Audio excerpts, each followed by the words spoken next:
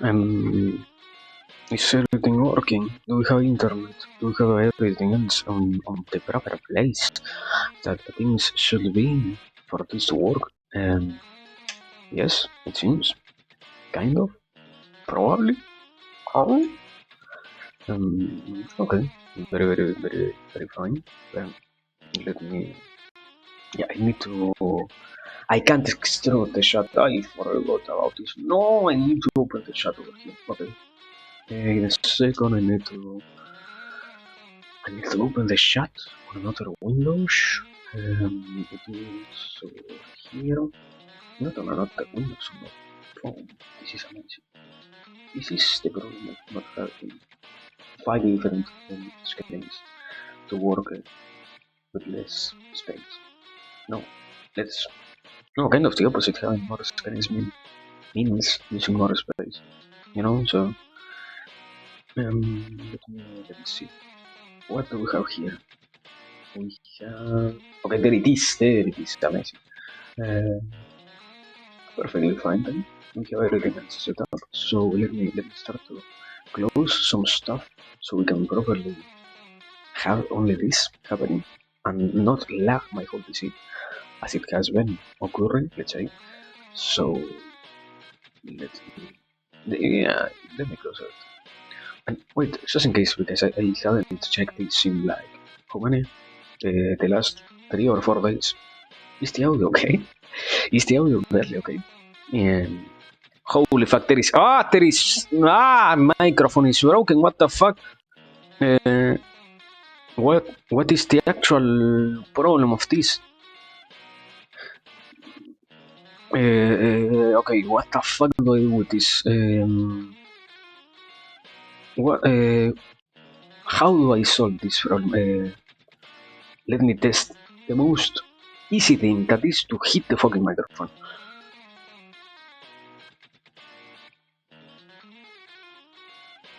Are we working better? Are we not having more what is it? The random peeping, pumping noises?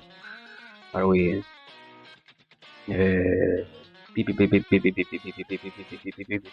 test. Show me. Is it? Yeah. It seems to be working okay now. So after that tiny intermission that is trying to get the microphone itself to work, there we have the book itself and something else. I think I am not forgetting anything, right? We have the music, we have the book. No, what the fuck do I feel like I am forgetting something? I don't know. Anyways, over here. Okay, there it is. There we are. Let me drink some water just in case. We will probably start. Super. I think it has been like 3 or 4 days since the last time we came to here to read the Mahabharata. So yeah, it will be kind of we need to get into the base of reading Mahabharata names and all of that. Or not Mahabharata names, Hinduistic names and all of that. So yeah.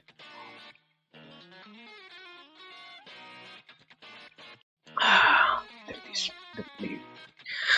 I think I will try to go, and on another note, before really starting, I think I will try to make. I don't think I will probably do 50 pages right now because it takes like 2 hours and a half or something like that to do 50 pages, so not probably that.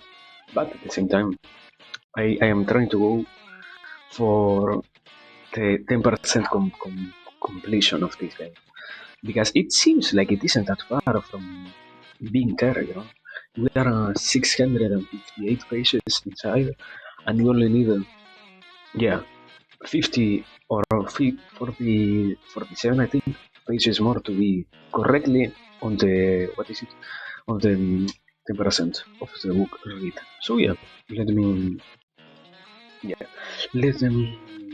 get properly into the book, the context and all of that, because we were we were once again going over one of the stories. Who was it? I don't remember which one of the stories it is that we're repeating now. but it is a retelling of one of the stories that you already read in the past. Let me. Give me a second because I want to remember which one is it that I'm once again observing. Haramehaya, Daharatiras, Luna, Ansikandi, Rupada Brahmana, Daharatiras, Luna, Born, Born, Daharatiras, Luna, and okay. Draupadi, it seems this is the story of Draupadi, if I am not wrong. If I did correctly understand what is being said here. So, then, with that being put properly into context, we need to continue. Canto 168, Chatrarata Parva continue. And the context is that we're seeing, because somebody asked for the story of Draupadi. Was it Draupadi? I already forgot. Draupadi is. So, well, Canto 168, Chatrarata Parva continue. The Brahmana says, where the Ganga flows down into the plains, there lived a Maharishi called Bharadwaja, a great brahmachari, who practiced the most severe austerities. Stern were his vratas and profound his wisdom.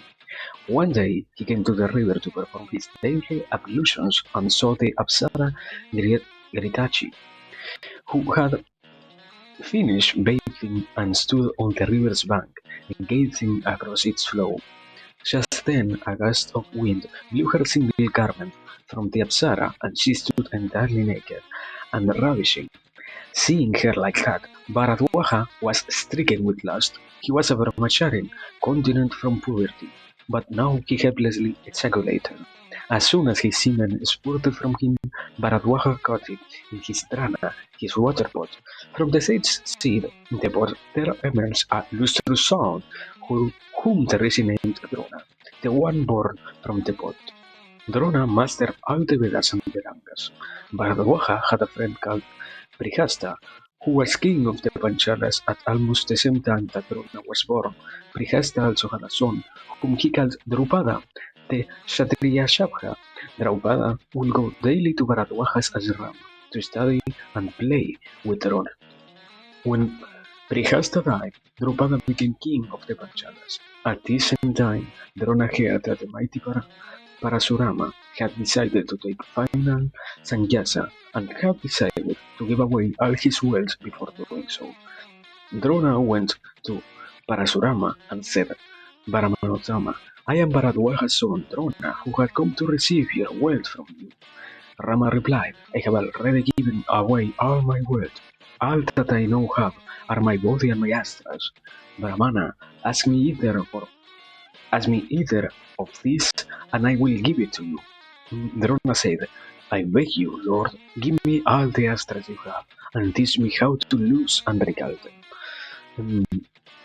If I am not wrong, astras are kind of divine powers, or not divine, magical powers, because some of them are created out of the inner capacity that the different Maharishis have and the different understandings about I think it is the Veda. I don't completely get where the astras come from, but yeah, they came from somewhere. So yeah, let us continue. Parasurama Bhargava said, so be it, and bestowed all his astras upon Drona, including the great Brahmanastra, the loftiest among weapons. Drona thought of himself as being the most fortunate man alive, and indeed, having the Brahmastra did render him superior to almost every man. A master of untold prowess now, Bharadwaja's son, tiger among men, went to Drupada and said to him, I am your friend Drona. But Drupada replied scornfully, a low-born man can never be the equal of or friend of a king of pure lineage. A man who is not a Maharata can never become the friend of a Maharata. So too, though once we might have been friends, Drona, a commoner can never hope to be the friend of a king, or friendship is a thing of the past. Shaken and humiliated, Drona, blessed with a great intelligence, left the Panchala kingdom and came to the capital of the Kurus, the city named after the elephant. His heart was set on taking revenge on Drupada.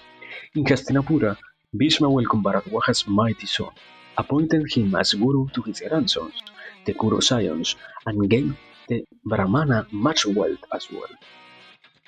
Drona called his disciples and said to them, "Sinless princes, when I have taught you the use of weapons, made master warriors out of you, you must give me the dakshina that I will ask for it is something I hold very dear." A little bit of explanation. Dakshina means, um, I think we don't have a word like that on other languages. It is basically a boon that the masters and teachers and all of important figures to others ask of them as, let's say, the, the final test or the final, it isn't a test, it is more like the final request that they give their students and disciples and all of that. Okay.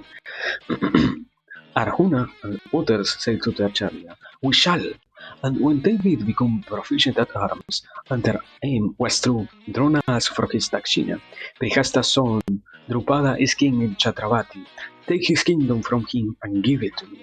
The Pandavas defeated Drupada in battle, took him captive, and brought him with his ministers to Drona. They offered him to their master as dakshina. Drona looked at the humble king and said, "Drupada, I still want your friendship. But you say that no man who is not a king can be the friend of a king. So, Yagnasena, I will divide your kingdom, which now is mine, in two. You shall rule the Panchala land south of the Bhagirathi, while I will be king of the northern lands." Drupada said to the best among Brahmanas and foremost among masters of Astras, noble son of Bharadwaja, "Let us be friends forever." With that, they embraced and went to their separate abodes. However, while Drona naively believed that he had struck peace and friendship with Drupada, that Kshatriya never forgave him, and his every moment was full of the rancor of his humiliation. He whisked away, thinking of it ceaselessly. Says the Brahmana at Ekachakra. let me drink some water, because I don't want to be constantly coughing and all of that. In a second.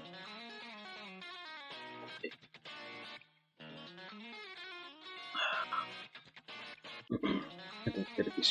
Yeah. Like that. So. 50-50. It is better than nothing. Canto 169. Wow. Chaitarrata Parva continued. By Sampayana said, the Brahmana continues. Drupada began to roam the jungles in quest of Brahmanas that were masters of Yagna who could relieve his terrible distress. He was grief-stricken, and he had no children who were superior enough to avenge what Drona had done. Over and over Drupada would say, "Fie on my weakling children, none of them can avenge me. Fie on my kinsmen, weaklings all." And he would hiss and sigh like a serpent from dissection. O Mahabharata, that mightiest of kings never stopped thinking about it. But he saw no way by which he could, with all his Kshatriya might, defeat the discipline, prowess, and the accomplishments of Drona. One day, as he ranged the banks of the Yamuna and the Ganga, Drupada came upon a sacred asrama of some Brahmanas, all of them Snatakas, of stern Bratas and Tapasya, and of deep Dharma and lofty Punya. There he saw two rishis called Yaga and Upayaga, masters of the spirit, most evolved and powerful of the sages. They belonged to the race of Kashyapa and had devoted themselves to the study of the most ancient and arcane scriptures, arts, and sciences.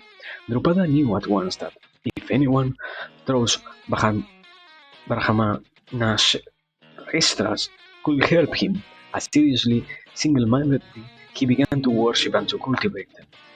To cultivate them, what? What? Anyways, he found the austere Upayaha, the younger of the rishis, possessed of great wisdom and power, and he offered him measureless wealth. Privately, he served the rishi like a common acolyte, always speaking the most flattering and sweet words to him, prostrating at his feet and offering him everything that any man might desire. One day, after offering his usual worship, Drupada said to Upayaha, "O Brahmana, if you perform a Putrakama Yagna for me, through which I have a son who will kill Drona, I will give you 10,000 cows, or whatever else you want from me. But the sage replied, I cannot. Welcome, Rosman. As you can see, we're with the Mahabharata. Welcome. I hope you have a... What is it? Midnight. You have a great midnight and take comfy stance over here. Let us continue. However, Drupada will not give up and continue to serve and worship the Rishi diligently. When a year passed, one day Upayaha said sweetly to Drupada, one day, as he roamed in the heart of the forest, I saw my elder brother Yaha pick up a fruit which had fallen from a tree. He did not care to examine the purity of the ground onto which it had fallen. Why? He has no scruples about accepting impure gifts. He that can be impure in one instance can well be the same in others. Fucking true, eh? While we were students in the home of our guru, studying the Shastras, my brother had no compunction about eating the unclean leavings from feasts. He always delighted in food, and had no distaste for any kind of food. I would surmise from this that my brother Yaha will in general be fond of mundane acquisitions. O king, I suggest that you approach my brother. He will perform the yagna you desire. We might as well stop here for a second because we're not. It isn't really that deep. It is more like what is it? One of the Bible texts that is literally as short as they get sometimes. But this he that can be impure in one instance can well be the same in others. Fucking amazing. Or well, not amazing compared to what has been said so far. It is good. Very, very interesting at the very, very least. Yes, I, in a sense, in trying to exert some logic about it, it isn't that it makes sense. It is something that you can prove by analyzing the people who tends to have different, not only reactions, but also, what is it? Yeah. Aside from simple reactions, also habits, because the habits are things that we cannot change, and in that sense, if you're trying to be pure, do not take care of the fact that you can, as it says here perfectly, do things that are not correctly, while also trying to take care of other things in your life.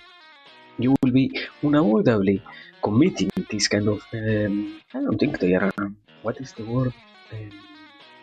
Really impure nor bad things. It is more like problems which require a deeper understanding and a proper way to solve them. But yeah, continue. Because I wanted to ponder a little bit about it. Find there's something interesting between all this story and dialogue and blah blah blah. So yeah.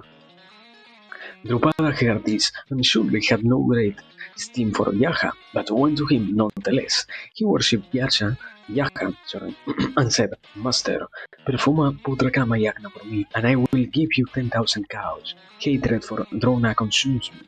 Only his death can put out the fire that burns my heart. Greatest among those that know the Veda. Drona has the Brahmastara, and I cannot vanquish him in battle. Bharadwaja's son is a great genius, and he is Guru now to the Guru princess. No Kshatriya in the world is his equal. His formidable bow is 12 feet long, and his arrows can kill every living thing. Bharadwaja's son, also a woman born as a Brahmana, denudes the power of the Kshatriya the world over. Why, he's like another Parasurama, born to destroy the very race of kings. No man on earth can withstand the ferocity of the Astras of Drona. He's like a fire fed with ghee. He combines the power of the Brahmana with the prowess of a Kshatriya, and raises his adversaries. But, oh Kaya, your Brahma Shakti by itself is greater than Drona's Brahma Shakti and his Kshatriya Shakti. As for me, I have only my Kshatriya Shakti, and I am no match for Bharadwaja's son.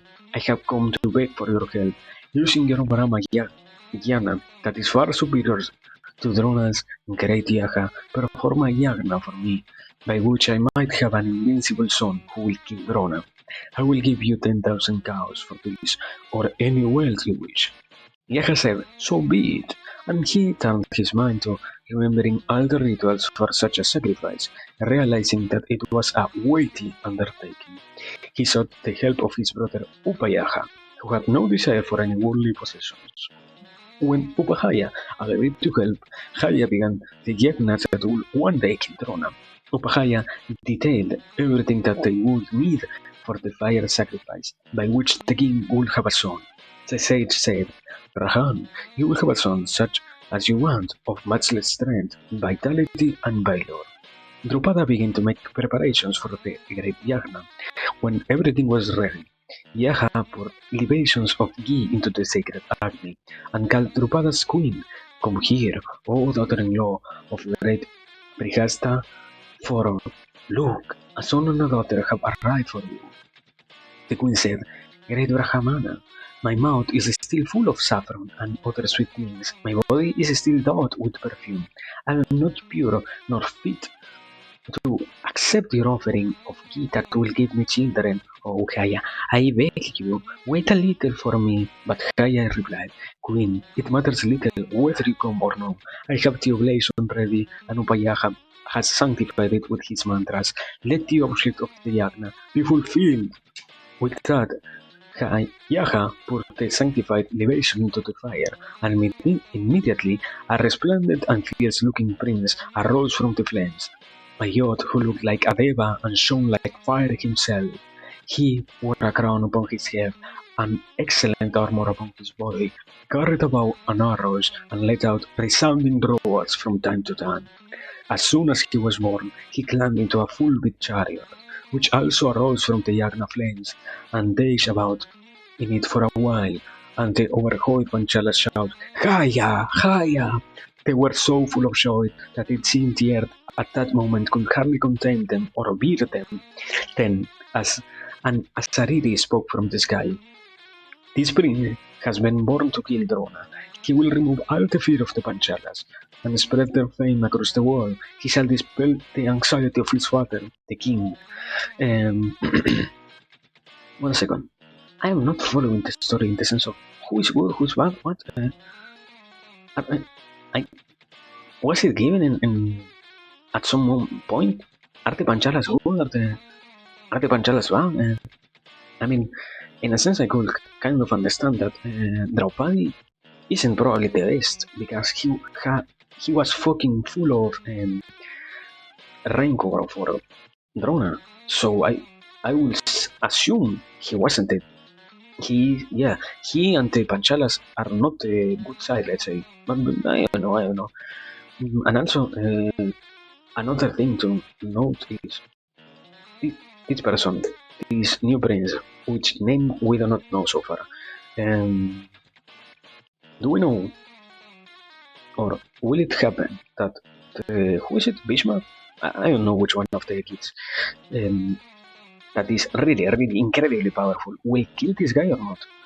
Because it seems like every single instance is creating more and more powerful beings that are literally almost not being humans at this point.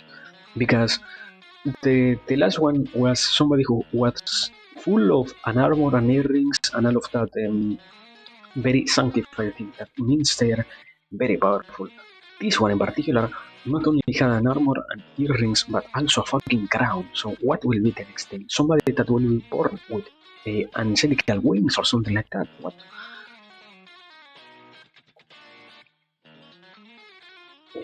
Let me continue. What? I was drinking water. Let me close the bottle and let me continue. Wait. Do we have internet? It isn't that we have. Is it properly working? I never checked that. Yeah, okay, we haven't had any loss so far. Let me continue. As soon as the voice has spoken from the heart of the Yagnashala, there arose a princess of unearthly beauty and great fortune, and she will be called Panchali. Her skin was dark, her eyes were black and long as lotus petals, her and her hair was deep blue, a glossy cascade of curls. Her nails were gold, as brilliant as burnished copper. Her eyebrows were fair, and her bosom was deep. She was like the daughter of a deva born into the world of men. Yeah, my brother, because they are fucking almost non-human at this point. Her body was fragrant, like a blue lotus, and this exquisite scent of her spread a full 2 miles. Her beauty had no equal on earth. She was like a goddess herself, and any deva, Danava or Yaksha would gladly choose her for his wife. When this incomparable princess, her hips wide and delicate, was born, again a disembodied voice spoke out of the sky. This dark girl will be the best of all women, and she shall cause the destruction of Kshatriya kind. This slender waisted one will fulfill the deep purpose of the gods, and with her advent all danger shall overtake the house of Kuru. So, is the house of Kuru good or what? I don't know.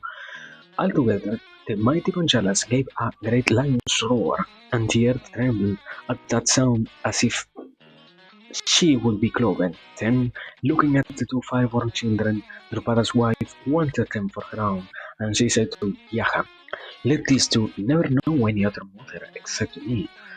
Yaha said, "Tatastu, so be it." Then the Brahmanas who were present named the two children, with whom they were absolutely gratified.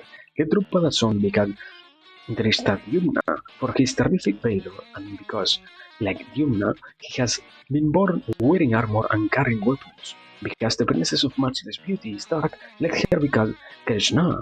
Thus, from Drupada's great Yagna, those splendorous twins were born, and when Drona heard the news, he brought Drishtadyumna to his own kingdom in northern Panchala and taught him all the astras to pay, as it were, for half the kingdom that he had taken from Drupada.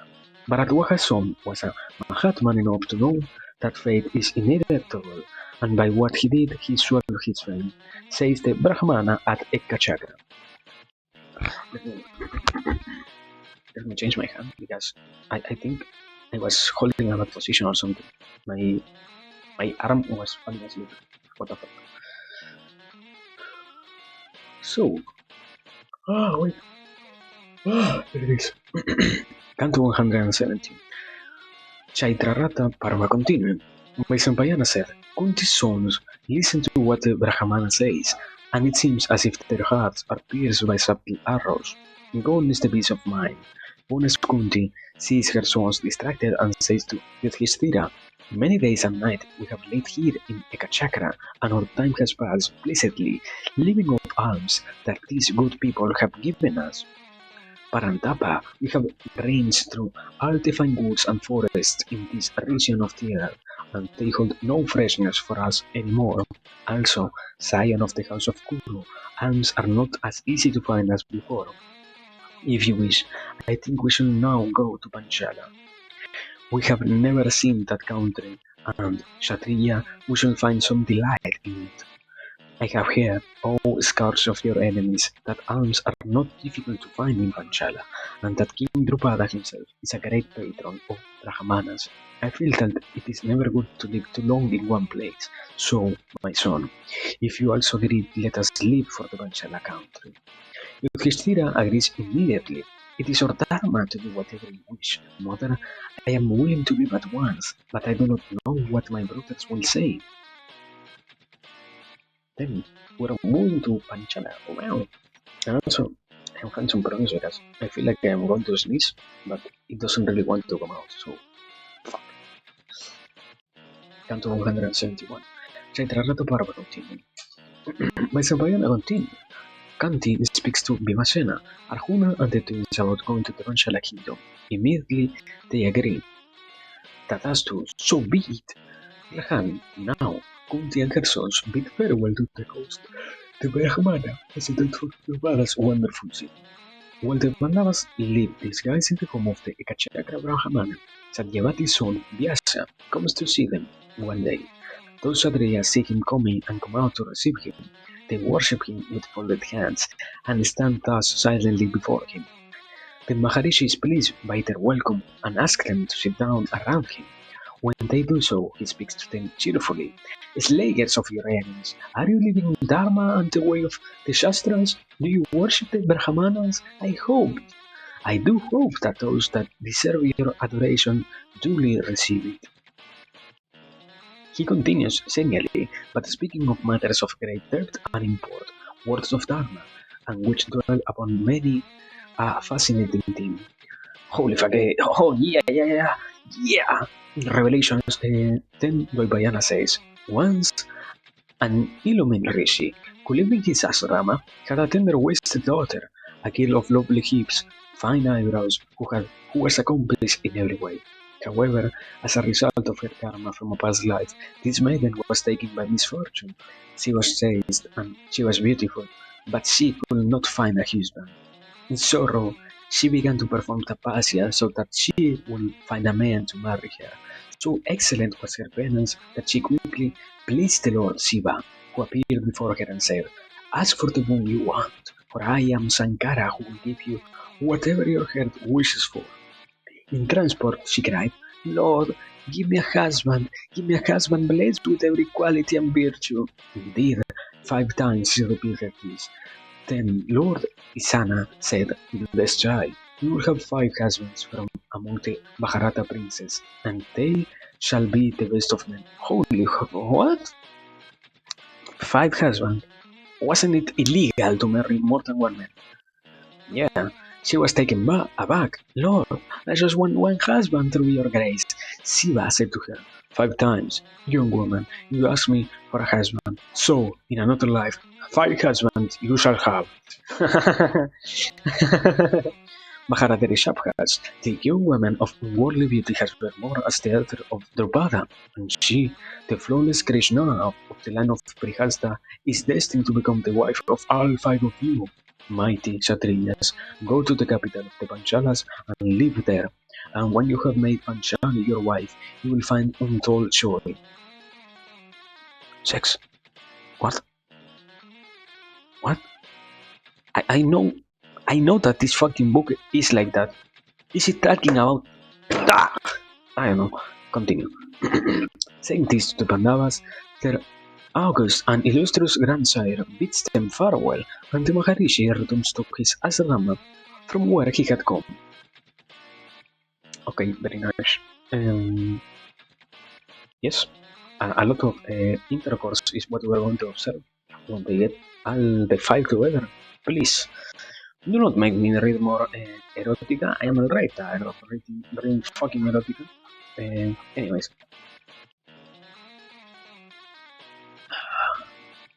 there it is. Now, let me properly continue. Canto 172. Chaitrarata Parva continued. Vaisambhayana said, after Dvaipayana leaves, the Pandavas bid their host, the Brahmana, a warm farewell, and set out for the Panchala kingdom, with Kunti walking after her and Joy brimming in their hearts. Those slayers of all foes go north towards their destination, walking by night and day, and arrive at a holy temple to the Lord Shiva, with the crescent moon upon his brow. Then the Pandava Purusharyaratras arrive on the banks of the Ganga. Maharata Arjuna Dhananjaya now walks before them with a brand lit in his hand to show the way, and to protect them from the wild animals. A haughty Gandharva king is in the river with his wives, at pleasure in that secluded place. The Gandharva hears the footfalls of the Pandavas as they near the river. He flares up in anger to see Kunti and her sons approach. Bending his terrible bow in a circle, he cries, apart from its first 40 instants, it is known that the grey twilight which comes before nightfall has been kept for the Yakshas, Gandharvas, and Rakshasas to range the earth, and all of these can go anywhere they wish. Manavas have been given the rest of the day for their work, but if mortal men dare approach us during the Tirthan Sandhya, roaming the world for gain, both the Rakshasas and we Gandharvas kill the fools. No one who knows the Veda will ever approve of any human, be he not a king leading his army, daring to approach a pool of a river during this hour. Stay away, mortals, stay far and do not come near me. Can you see that I am bathing in the Bhagirathi? I am the Gandharva Angaparna. No, what the fuck? I am the Gandharva Angaraparna, mighty I am, proud and afraid to Lokapala Kubera, this forest on the banks of the Ganga, where a sport to please my senses belongs to me. It is calls Angaraparna after me, not Devas, Kabalikas, Yakshas, Gandharvas, or Rakshasas dare come to this banner of mine, for I am the brightest jewel on the crown of Kubera. How dare you paltry Manavas approach me? Annoyed by the Gandharva's arrogant tone, Arjuna replies, Fool, be day or night, none or dusk, who can prevent anyone from going to the ocean, the Himalaya, or to the banks of this holy river? Sky Ranger, the one's belly empty or full, be tight or man, there is no prescribed time when one might or not come to the Ganga, greatest of rivers. As for us, we are powerful and do not care that we disturb you. Vain and karma. Only those that are weak will have any regard for you. This Ganga springs from the golden peaks of Himavan, and she flows into the ocean in 7 sacred streams. They that drain the waters of Ganga, Yamuna, Saraswati, Vitas, Vitashta, Sarayu, Gomati, and Gandaki are ways of altar scenes. And Garba, this most holy Ganga, when she flows through the heavens, is called Alakananda. In Pitriloka, realm of the mains, she is Baitarani that no sinner can cross. Krishna Dvaipayana himself has said so. She is auspicious and blessed, there is no danger in her, and she can lead those that touch her waters to Swarga. Why do you want to keep us away from her? It is not Dharma that you do. But we will not obey you, Kadgava, but touch the holy waters of the Bhagirathi. No one shall prevent us. And Garaparma replies with a flurry of light arrows, Narajas like serpents. But Arjuna easily strikes them aside with a shield in one hand and with a brand he carries in the other. Says Dhananjaya again to the raging Gandharva. Gandharva, you cannot frighten those that know arms, for your weapons dissolve before me like wave frogs. Yet I feel that you are a better archer than mortal men, and I will fight you using astras and will no Maya or deceit. Look, this Agniyastra that I cast at you was given to Bharadwaja by Indra's guru Brihaspati. Bharadwaja taught it to Agnivesya, from whom my guru had it. Drona gave this astra to me.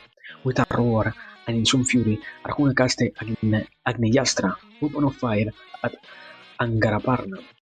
The astra burns the Gandharva chariot to ashes and flings him unconscious on the ground. In a flash, Arjuna seizes his long hair, broidered with 5 garlands, and drags him toward his brothers. Then Gandharva's wife, Kumbhinasi, runs to Yudhishthira, wailing, Noble one, I am Kumbhinasi, and I am this Gandharva's wife. I seek your protection, great one. I beg you spare my husband's life. Seeing her terrified, Yudhishthira says to Arjuna, Parantapa, child, who will kill a beaten enemy? Whose honor is lost that a woman begs for his life, for he himself cannot defend himself anymore? At once Arjuna says, Keep your life, Gandharva. Leave us and go in peace, for Yudhishthira, Lord of the Kurus, commands me to show you mercy. The Gandharva says, You have vanquished me and consumed my chariot. I will give up my name Angaraparna, blazing chariot, for, oh friend, I have no right left to it. When you have humbled me, from now on I shall call myself Burn Chariot for what you did to my Ratha. I am fortunate to have found you, O mighty Arjuna, for you have spared my life and there is no greater gift. In return, I will give you, O Astradhari, a power that only the Gandharvas possess. It is called the Chakshushi, the art of creating illusions, and I acquired it through the Tapasya of old. Manu taught Soma the Chakshushi, Somadeva taught it to Viswavasu, who gave it to me. Through my guru, though my guru gave me this potent gift, it withers now with me, who have been defeated in battle and have lost my devas. I have told you only about some of the powers of the Chakshushi. He who owns it can see whatever he wishes to, anywhere, in any time, and in any manner that he chooses. Wait, before continuing, in any time. In any time, like in the future, in the past, in any time. In that sense of in any time, or what? I love when they are completely unspecific with the words. Continue. Usually, the occult power can be had only after standing on one leg in Tapasya for 6 months, but I shall give it to you freely without you having to keep any brata or perform any penance. Kshatriya, it is for this power that we Gandharvas are superior to Manavas. For using the Chakshushi, we see all things with spiritual sight and are equal to the Devas. Purushottama, I also mean to give each of you great brothers 100 horses born in the realm of the Gandharvas. Their coloring is unworldly and their speed that of the mind. The Devas ride them, and the Gandharvas. The Devas what? What? What? Ah, oh, what is that phrasing? The Devas ride them, and the Gandharvas. They are lean, but they never tire or slow. In the olden days, the original thunderbolt was made from Indra to kill Vritrasuta. Hold on. In the olden days, the original thunderbolt was made for Indra to kill Vitrasura, but when he cast it at Vritra, it shattered in 1,000 pieces. The Devas still worship those fragments of the thunderbolt. What is called glory in this world of men is just one fragment. The Brahmana's hand, with which he pours libations into the holy fire, the Kshatriya's chariot, the Vaisya's charity, the Sudra's service to the higher Varnas, all these are fragments of the thunderbolt. There are 1,000 things to take into account. Holy fuck. Horses are a part of the chariot of the Kshatriya. For this they are called immortal. Also, they are the children of Badava, the fire of the Pralaya which dwells beneath the ocean as a mare of flames. The steeds that are fueled in the land of the Gandharvas can go anywhere, at any speed their owners will, and assume any color their masters choose. My horses will always obey your every wish. Arjuna says, Gandharva, if you want to give me your mystic powers on your horses because I spare your life, I will not accept your gifts. Then Gandharva replies, to meet a great man is always an honor and joy, and you have also given me the gift of my life. For this I will give you the Chakshushi. However, so that the obligation is not one-sided, I will also take something in return from you. O Arjuna, Mahabharata Rishabha, give me your unearthly Agniyastra.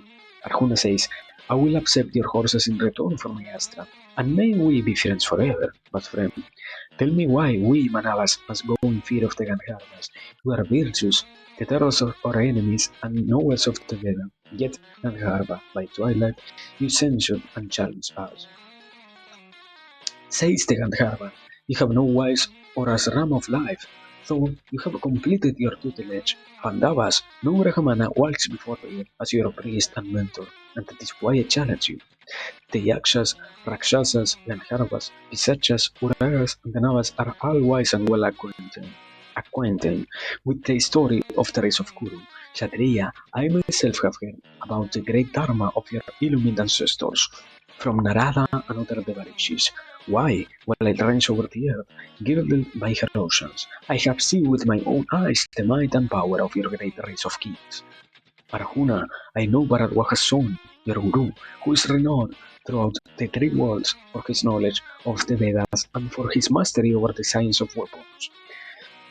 Kuruvyaragara, Prithaputra, I also know Dharma, Vayu, Sakra, the Aswins and Pandu as well, your sires, divine and human.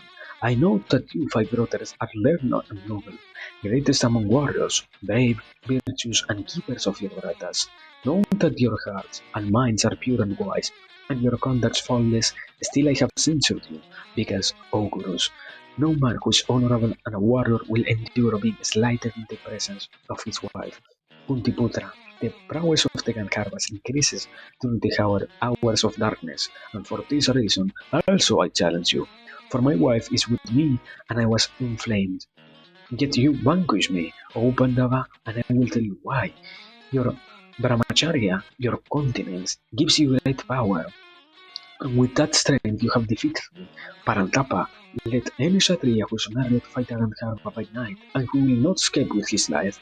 Yet, it is also true that a Kshatriya, be he married or not, who has been blessed by a Brahman, and who has given the burden of his kingdom into the hands of a Brahmana, such a one might indeed humble any ranger of the night.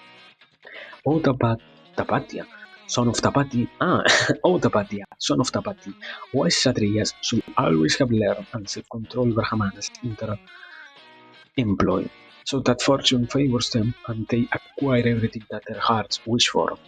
The Brahmana who knows the Vedas and their six angas, who is pure and honest, whose virtues and restraint is worthy of being the priest of a king.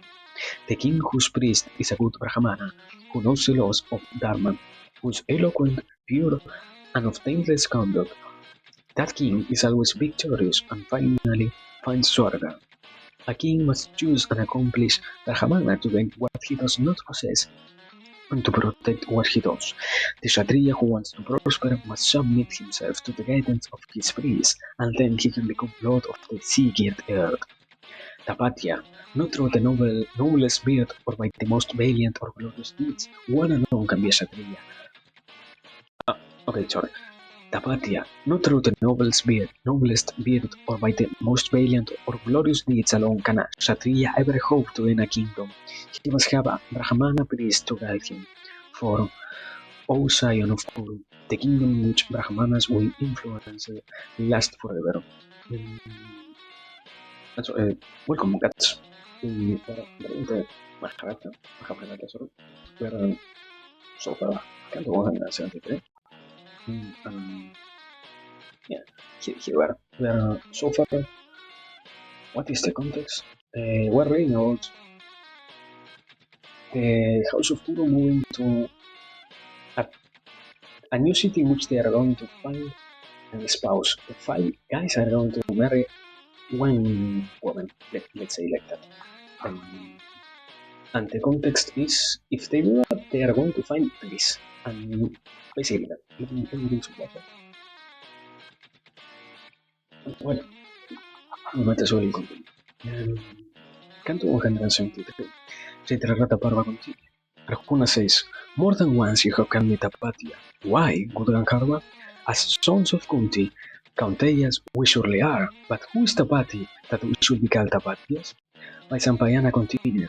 Then the Gandharva tells Arjuna a tale known through the clear words.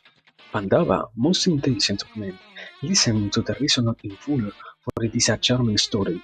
The reason why I call you Tapatya, he in the sky, who bathes the world in his light, had a daughter called Tapati, who was his very equal. Vivaswat's daughter, Tapati, was the younger sister of Savitri, the Sannyasini renowned throughout the Trilokas and famed for her tapasya. No Ashuri, Yakshi, Rakshasi, or Gandharvi was as beautiful as Tapati. Flawless were her features, her black eyes large and lustrous, most elegantly attired. She was chaste and immaculate were her deportments and character. When the son looked at his daughter Tapati, he thought that there was no one in Swarga, Bhumi or Patala fit to become her husband. She came to puberty, and the sun god had no peace, for he was always thinking about who in the three worlds could be a suitable husband for his daughter. At this very time, O Kaunteya, the Kururishabha, mighty king of Sambarana, son of Riksha, worshipped Suryadeva with Argya, Vanamalas, fine perfumes, and Bratas and Tapasya of every kind. Indeed, Sambarana worshipped the glorious sun constantly with deep and humble bhakti. Surya saw Sambarana unequal for his beauty and his dharma, and felt he was the only man fit to marry Tapati. Vivaswat decided that he would give his precious daughter to King Sambarana to be his wife, for just as Surya himself filled the sky with his luster, so too did Sambarana pervade every part of the earth with the light of his dharma. Partha, all men other than Brahmanas worship Sambarana. He was blessed with great fortune and surpassed Soma, the moon, in soothing the hearts of his friends, and Surya in searing the minds of his enemies. Kaurava, Tapana Surya, did indeed decide to give his peerless daughter Tapati in marriage to Sambarana of matchless virtue and deeds. One day, Sambarana went hunting in the jungles on the foothills of the mountains. As he rode in quest of deer, his pedigreed steed fell and died under him. from hunger, thirst, and exhaustion. Leaving the dead horse, Arjuna, Sambarana roamed the mountain, and he saw a young woman more beautiful than any other, and her eyes large. That Parantapa, Rahavyagra, Sambarana was by himself, as was she. They stood transfixed, gazing at each other. She was so beautiful that the king felt sure she was the Devi Sri Lakshmi. Then he thought of her as being the rays of Suryadeva embodied. She was a brilliant flame, yet also softly and lovely as a clear visit of summer. Black-eyed, she stood upon the mountain like a shining golden statue. Why, the very mountain, with all its plants and vines and trees, seemed to be made of gold because of the beauty and raiment of Tapati. Sambarana looked at her and he felt content for every other woman he had seen before. Seeing her, he thought that the vision of his eyes had at last been blessed. Nothing he had ever seen from the day he was born could compare with the beauty of this young woman. His eyes were riveted to her, as was his heart, as if an unseen rope bound them to her. He stood transfixed, gazing, seeing nothing but her. Samarana thought that had created such beauty could have done so only after he chose all the works of the Devas, Asuras, and Manavas. His own mind charming within him, that king felt certain that no woman in any other of the three worlds could rival this one for her abundance of beauty. The hellborn Sambarana looked at Tapati, and Kamadeva's arrows pierced his heart, and the king's peace of mind left him. Burning with desire's scorching flame, Sambarana asked that full-grown yet innocent woman, "Who are you, and to whom do you belong? Why are you here, sweet smiles, wandering in this lonely vana by yourself? Ah, you're flawlessly beautiful in every feature, as are all the ornaments that you wear. Would seem to covet you for their ornament. You do not seem to me to be a Devaste, an Ashuri, a Yakshi, a Rakshasi, Nagini, or a Gandharvi, or a Manushi, but from a race of your own. For none of the loveliest women that I have ever seen could remotely rival you for beauty. Ah, exquisite one, I look at you more beautiful than the moon, your eyes like lotus petals, and Kamadeva has his way with me. Ah, he bars me with desire for you. Samarana's voice quivered with desire, but the young woman made no reply to his ardent speech. Instead, like lightning clouds, she of the great eyes vanished before the king. Sambarana staggered through the forest like a madman, seeking her of the lotus eyes desperately. He did not find her, and his broken cries echoed against the mountainside. He sobbed and fell unconscious. What? What? What? Why did? Why did he? Anyways, he fell unconscious. Yes, completely normal. What? Canto 174. Retrarrata Barba continua. By Sampayana said, the Gandharva continues. When that young woman vanished, Sambarana, the raiser of enemy armies, fell onto the ground, stricken by Kama. As he lay in a swoon, she of the white-brown hips stood before him again. Favoring the king with her sweet smile, she said to the scion of the house of Kuru, in her voice like honey, "Arise, arise, Parantapa, Rahavyaragra, tiger among men, kings. It does not become a world-renowned personage like you to faint." Sambarana opened his eyes and saw her again, she of the whole hips and breasts, still blazing with desire. He spoke to her of the black eyes in a voice tremulous with emotion. "Be blessed, O most beautiful among women. I burn for you. Why, my very life leaves me for what I feel for you. Black eyes, you who are as radiant as the filaments of a lotus. Kama strikes me with his arrows, mercilessly, every moment, one after the other. For your sake, he sinks a viper's fang into me, lovely one. O you of the flaring hips, you of perfect features, you who are as lovely as the moon, soft as a lotus petal, whose voice is as sweet as a singing canaries. My life depends on you. I cannot live without you. Oh, timid, bashful one. Ah, Kama strikes me relentlessly.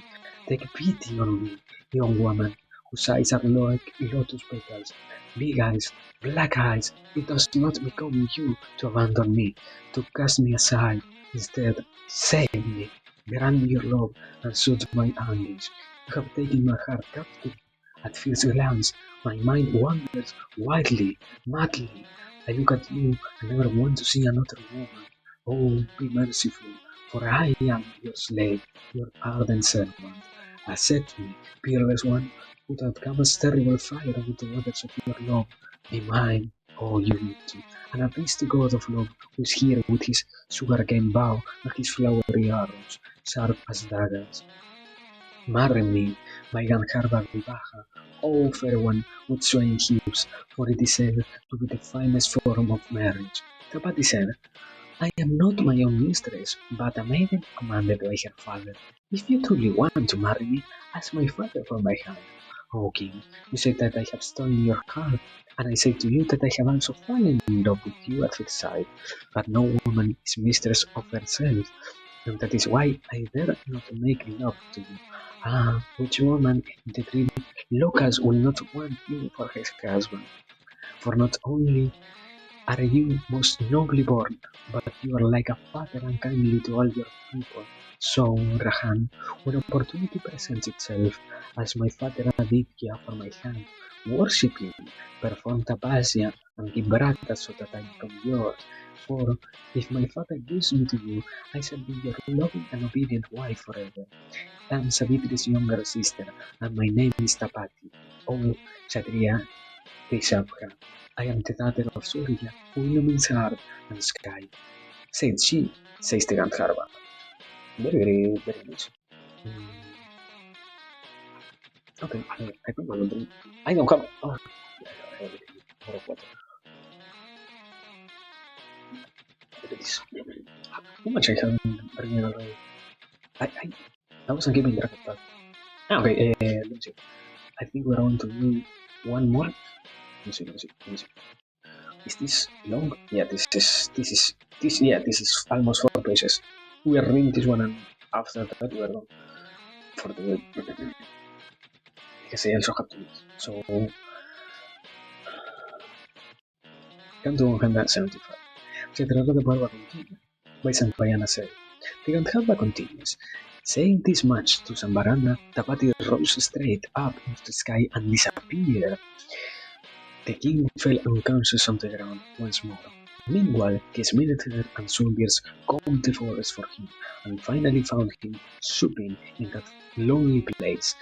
That magnificent king, great oracle, lying like a rainbow falling onto the earth.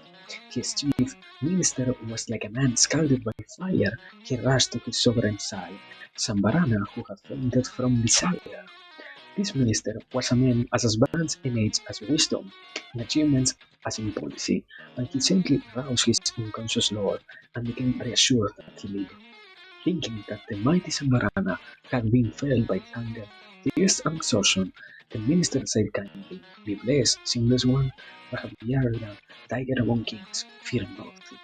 The old man sprinkled cold water, made fragrant by lotus petals over his monarch's crownless head.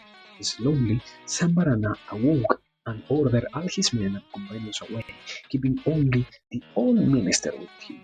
When they had all gone, the king rose and purified himself with a bath. He then sat upon the Lord of all mountains, with his hands folded and his face turned heavenward. He sat worshipping Suryadeva, Sambarana, scores of his enemies, also thought of his Kulaguru, Vashista, Brahmanototam. Night and day, Sambarana sat thus in Jnana, unmoving. On the 12th day, Brahmarishi Vashista, priest to the Kuravamsa, arrived on the mountain, and with mystic intuition he knew at once that Tapati was the cause of Sambarana's condition, the cause for his tapasya. He comforted the king of unswearing Bratas. Then, before Sambarana's eyes, the illumined sage rose up into the sky to meet Suryadeva. The rishi was like a luminary himself. With folded hands, the Brahman approached the god of 1,000 faiths and said, I am Vasista. Give us word of the terrific Texas, said Maharishi. Be welcome. Tell me what brings you here, for, most blessed and eloquent one, I will give you whatever you ask of me, however hard I might find it to give. Bashista bowed to the splendid Deva answered, Vibhavasu, I have come to ask for the hand of Savitri's younger sister, your daughter's Tapati's hand, for Sambarana. Great are the dharma and the achievements of that king. He is a Mahatma, a sky crosser. He will make a worthy husband to you, your daughter. Vibhakara, Surya, who had already decided to give Tapati to Sambarana, says to Vishta, you are the greatest of Munis. Sambarana is the greatest of kings and Tapati, the best of women. How can I refuse to give my daughter to him? So saying, the Devatapana gave his blemishless Tapati into the hands of the Rishi to convey her into what? What did I read into? To convey her to Sambarana to his bride, accepting her formally. The Varamarishi brought her back to the place where the Kururishabha has his only accomplishments, godly sat in worship, waiting anxiously. The king saw Vashista bring timidly Tapati to him and felt as if his heart would burst for joy. She came down from the sky like lightning from clouds, dazzling the 10 cardinal points of the firmament. The 12 knights of King Sambarana's Vrata Tapasya had ended when the Rishi Vashista brought Tapati to him. Sambarana, that Narapungava, bull and men, took Tapati's hand upon that mountain, where Devas and Gandharvas were born. He sought Vasistas leave to be his new wife in the wilderness, and he proclaimed Brahmarishi Vasista to be the saint of all his kingdom, his capital, and all his forests, mountains, and plains. Oh yeah, and oh no. Okay, I am probably there it is. Bashista blessed Sambrana and left him for 12 years. The king then sported and made love with Kapati in the forest and foothills of the Himalaya. But Maharatotama, the thousand-eyed Indra, sent no rain down on Sambarana's kingdom for 12 years. Men perished in the drought, as did animals, trees, and plants. No drop even of dew moistened the arid air, and no ear of corn grew during that time. The people fled the kingdom to all parts. Men abandoned their wives and children, and lawlessness reigned. Those that survived were reduced to skin and bones, hardly more than skeletons, and Sambarana's great capital resembled the city of Yama, full of ghosts. Basista saw the British condition of the people and fetched Sambarana back to the city with Tapati after 12 long years.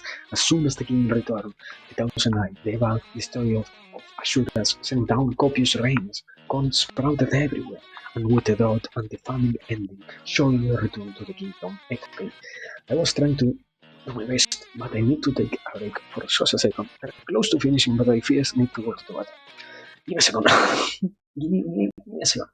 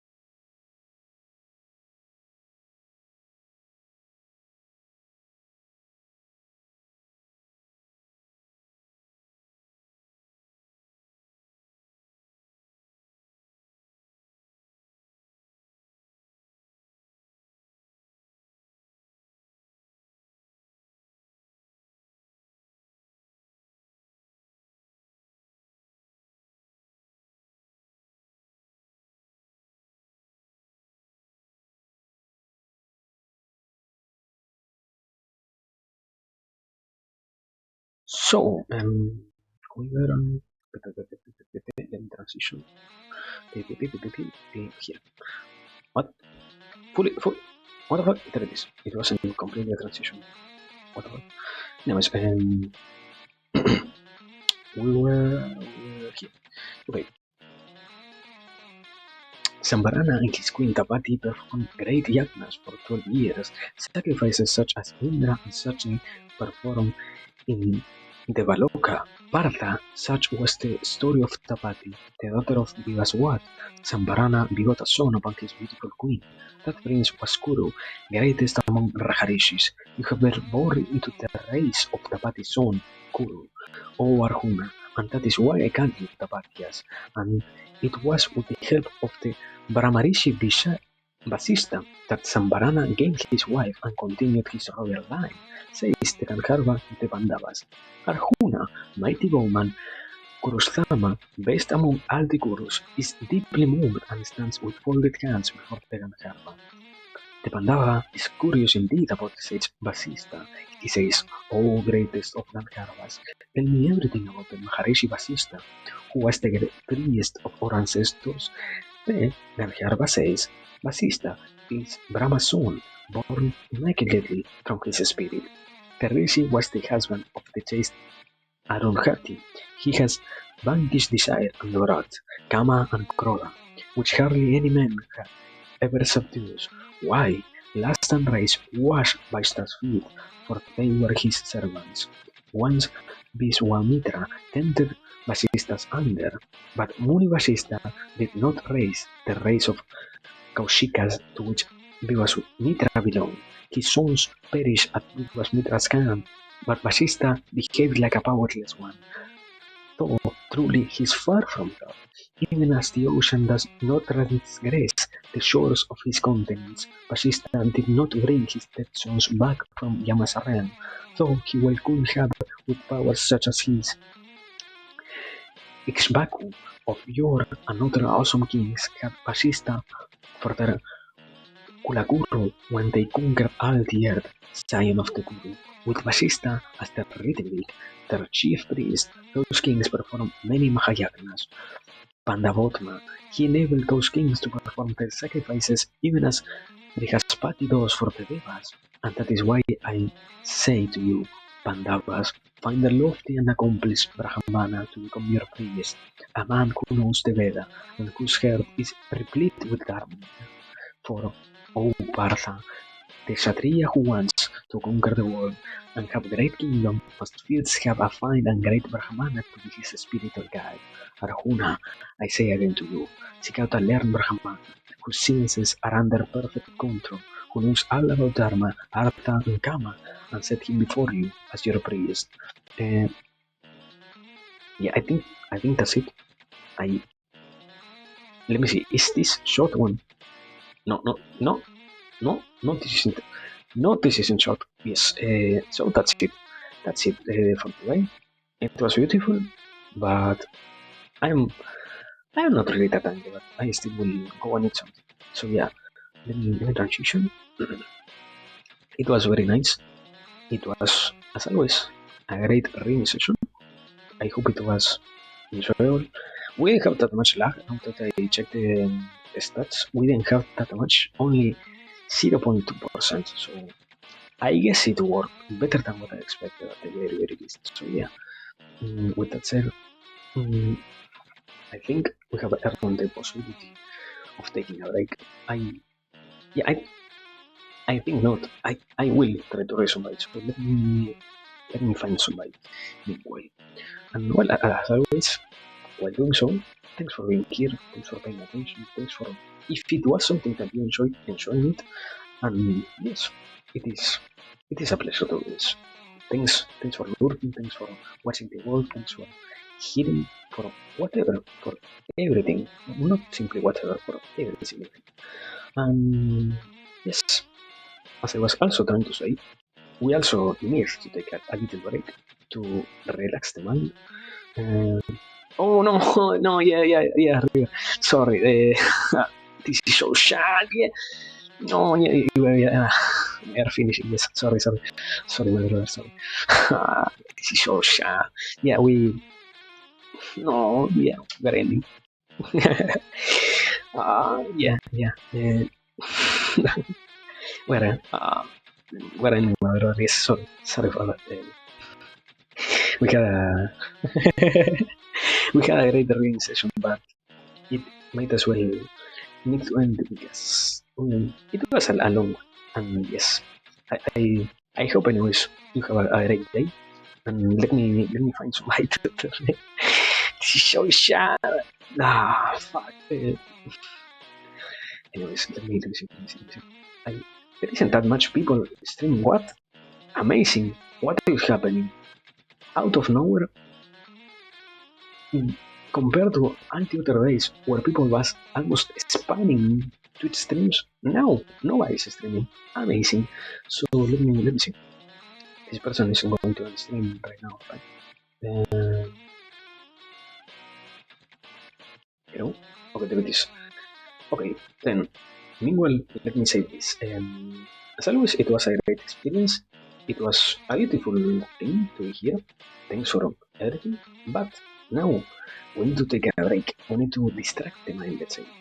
So we're going to ride Mitraya, who is doing a 3D model, a commission, basically. And well, there is some music, there is some modeling, video, I think it is. I don't know. Sorry for not knowing my stuff. But yes, as always, take care, take proper rest. It was a beautiful thing to be here, but now we need to take a break. We need to relax the mind, and when it happens, it happens. We'll find each other in the next occasion, be it whenever. Now we need to properly take care of ourselves. So yes, please, as always, be good, be fine, properly do the things that we want, and yeah, we don't have. Oh no, the what isn't working. Let me see. Let me notice. Fuck. Shit, I didn't expect this to malfunction. Yeah, we are going to simply do this. That one. There it is. The easiest one possible. If the bot is not going to work, we have that one at the very least. So, well, as I was trying to say, thanks for everything, but now we need to depart. When the next chance arises, we will get together once again. But now, yes, goodbye, take care, and thanks for everything. Now, right, there it is, right.